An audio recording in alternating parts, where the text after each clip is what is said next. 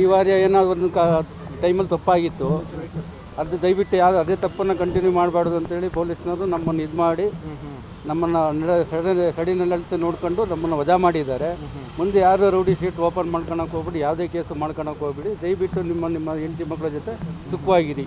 ಎಷ್ಟು ವರ್ಷ ಆಯ್ತು ಸರ್? ಯಾವಾಗ ನಮ್ಮದು ಸರ್ ಆಗ 15 ವರ್ಷ ಆಗಿತ್ತು, 2010ರಲ್ಲಿ ಆಗಿತ್ತು ಸರ್. ಅದು ರಾಜಕೀಯ ಉದ್ದೇಶದಿಂದ ಬೇರೆ ಬೇರೆ ಥರ ಆಗಿತ್ತು ಸರ್. ಏನೋ ಅದು ಬೇಡ ವಿಷಯ. ಅದು ಅವಾಗೇನೋ ಮಾಡ್ಕೊಂಡಿದ್ರಿ, ಅದು ಈಗ ಅದು ಫೇಸ್ ಮಾಡಿದ್ರಿ ಅಂತ ಹೇಳಿ ನಿಮ್ಮ ಫ್ಯಾಮಿಲಿ ಅದು ಅನುಭವಿಸಿರೋದು ನಮ್ಮನಿಗೆ ಗೊತ್ತು ಸರ್. ಅದು ಆ ನೋವು ಬೇರೆ ಯಾರಿಗೂ ಬರಬಾರ್ದು, ಯಾರು ಆ ಥರ ಮಾಡ್ಕೊಂಡ್ಲೂ ಬೇಡ್ದು. ದಯವಿಟ್ಟು ಮುಂದೆ ಒಳ್ಳೆ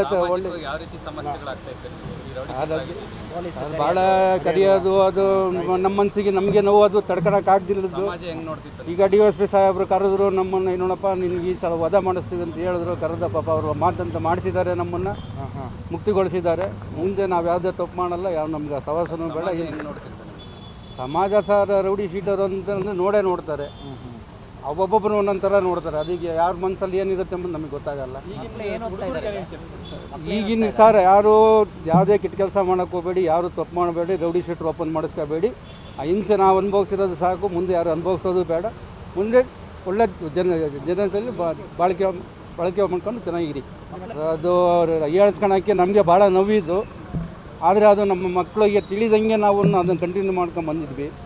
ಅದು ಇವತ್ತು ಮುಕ್ತಿಗೊಳಿಸಿದ್ದಾರೆ ಸಾಹೇಬರು. ಹೇಗೆ ಅನಿಸ್ತಾ ಇದೆ ಸರ್? ಕೊನೆಗೂ ಇದನ್ನು ರಿಲೀಫ್ ಮಾಡಿದ್ದಾರೆ, ಮಾಡಿದರೆ ಭಾಳ ಸಂತೋಷ ಆಗಿದೆ ಸರ್.